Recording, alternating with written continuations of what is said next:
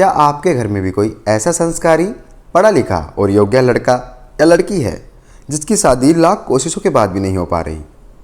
रिश्ते आते तो हैं पर बात बनते बनते टूट जाती है। अमूमन हम इसके लिए कुंडली, दोष, खराब ग्रह या बच्चों के भाग्य को जिम्मेदार ठहराते हैं। लेकिन क्या आप जानते हैं, इतिहास के सबसे बड़े तत्वज्ञानी महर्षि अष्टावक्र ने राजा जनक को बताया था कि कई बार बच्चों की शादी ना होने के पीछे उनके खुद के सितारे नहीं, बल्कि माता पिता के 5 ऐसे गुप्त कर्म होते हैं जो अनजाने में उनके भाग्य को बांध देते हैं। वीडियो का एक एक सेकंड बहुत ध्यान से सुनिएगा, क्योंकि आज आपके सारे भ्रम टूटने वाले हैं। स्वागत है दोस्तों। मिथिला की पावन भूमि पर एक सुबह राजा जनक ने महर्षि अष्टावक्र के सामने एक ऐसा प्रश्न रखा जिसे सुनकर पूरी राज्यसभा सन्न रह गई। जनक ने पूछा, हे गुरुदेव, मैंने देखा है कि कुछ पुत्र हर गुण से संपन्न होते हैं, माता पिता की सेवा करते हैं, फिर भी वर्षों तक कुंवारे रह जाते हैं। क्या इसके पीछे केवल उनका भाग्य है या माता पिता के कर्म भी संतान के विवाह में भाग्य बनाते हैं?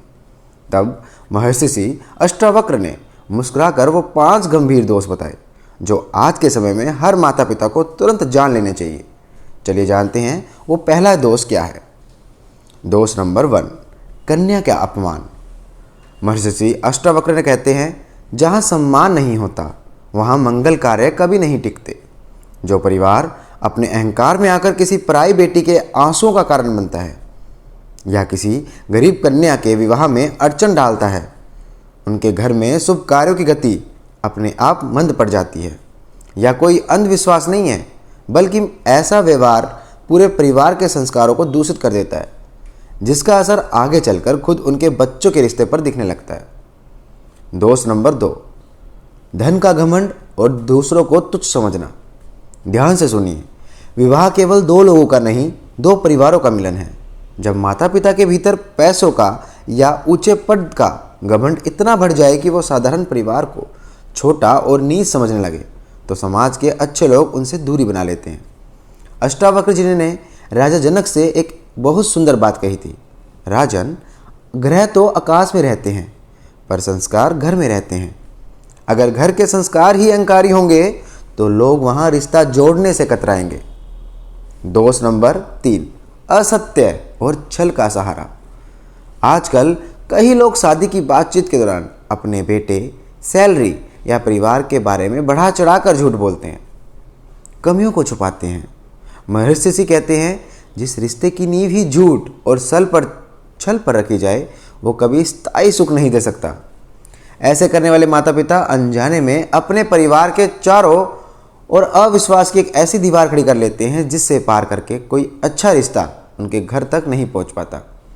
दोष नंबर 4, अपनी जड़ों यानी गुरु और बुजुर्गों का अनादर। जो पेड़ अपनी जड़ों से कट जाता है वो ज़्यादा दिन तक हरा भरा नहीं रह सकता।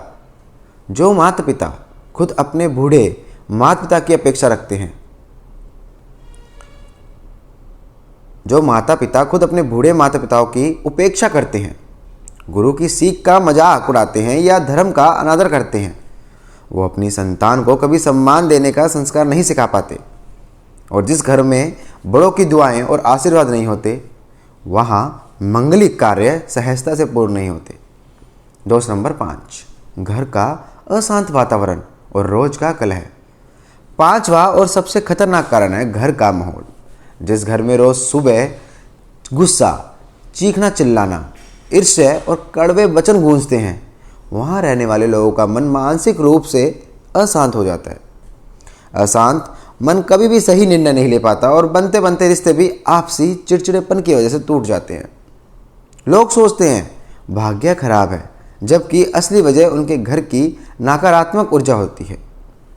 लेकिन रुकिए, यहाँ महर्षि अष्टावक्र ने राजा जनक को एक ऐसी बहुत बड़ी चेतावनी दी है जिसे सुनना आपके लिए बेहद जरूरी है।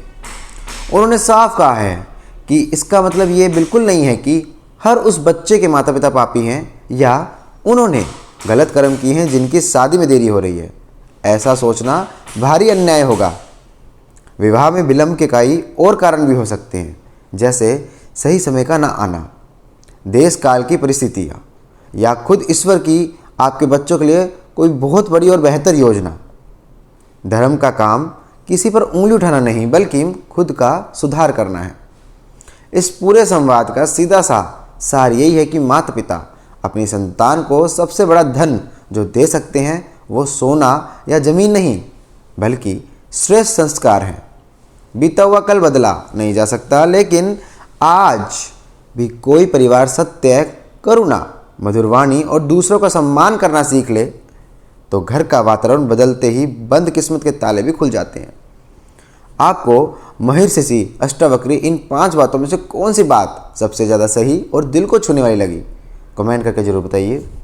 अगर इस वीडियो में आपके मन को थोड़ी सी भी सीख या शांति मिली हो तो कमेंट बॉक्स में हर हर महादेव लिखना मत भूलिएगा।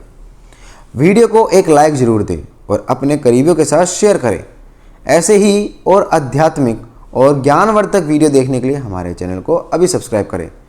मिलते हैं अगली वीडियो में। जय श्री कृष्ण। धन्यवाद।